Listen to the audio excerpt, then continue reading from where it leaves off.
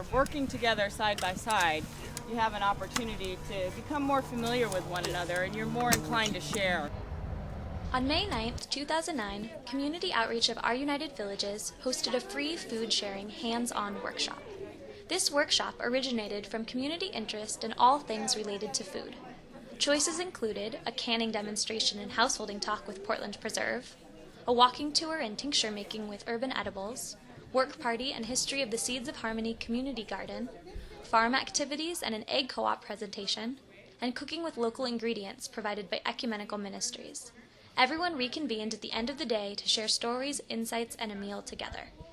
We did the walking tour to identify urban edibles and tincture making. Go into your neighbors and ask them, can I use this plant? And they're not using it, but you can use it and you can get to know them. It's similar to the canning thing, like it can be kind of a community-based activity. The greater the biodiversity of the weed bed, the better, and probably the safer it is to harvest it there. So don't, get too upset about that neighbor that has everything overgrown. They've got wonderful biodiversity. Our group is cooking with local ingredients, and it was a very hands-on workshop, but also very tasty. So we made a potato and mixed soup, and we made roasted asparagus with hollandaise sauce and roasted potatoes, and then we made a polenta vegan pizza.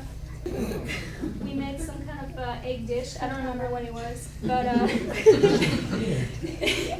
it was great because all of us have different experiences in the kitchen. Some of us were scared of leeks. Some of us have never used leeks, so we use those. We try to, use ingredients that are local, in season. We also talked about how you can have the tiniest garden can make your cooking and your eating more exciting. Just have fun. I was raised on a farm, and I used to hate canning. But after I grew up, the value of canning, because I tried to eat healthy. So we actually talked about more than just canning in our group. We talked about the concept overall of food preservation. We talked about freezing, drying, canning, root cellaring, any number of ways to preserve food.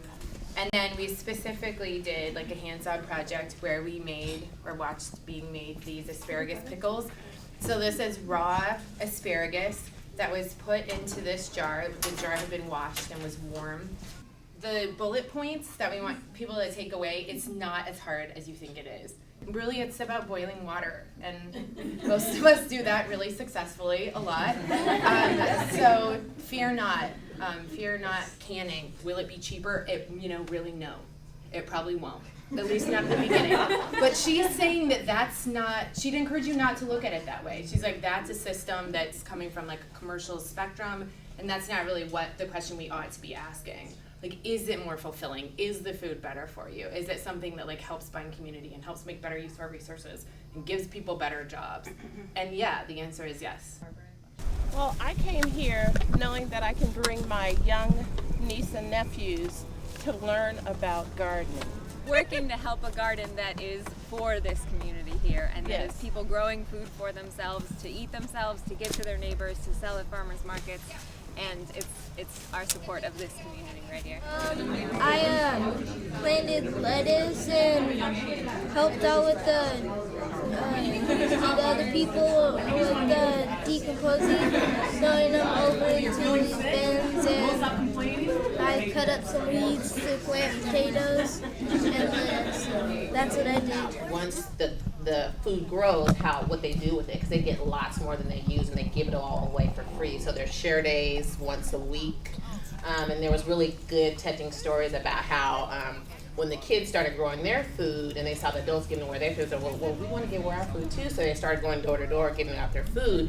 And there were some elderly residents, or the kids would knock on the door and they'd say, well, we have, these vegetables. And she'd be like, well, how much is it? I don't have any money. They're like, well, it's free. You can have whatever you want. And so, there were tears brought to eyes by some of the elderly residents. And one woman gets her collard greens every single week from the kids.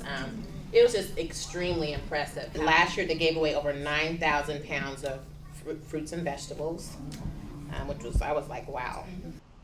One thing that was really interesting was just their synergy of the farm. The chickens will go and eat all the weeds, and then they'll sort of take and spread the chicken manure for fertilizer. And then they have the honeybees, but they also have Masonic orchard bees, which they have little houses for them.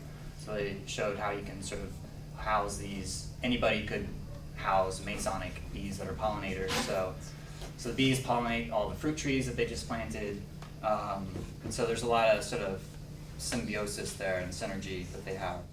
Just right now, I've met 2 new people, and so that kind of starts the seed, and then those branch out, and you find ways that you can learn about what's in your community and teach other people about it as well. So it kind of enriches everyone. By you start with one, and then it kind of like branches out to a lot of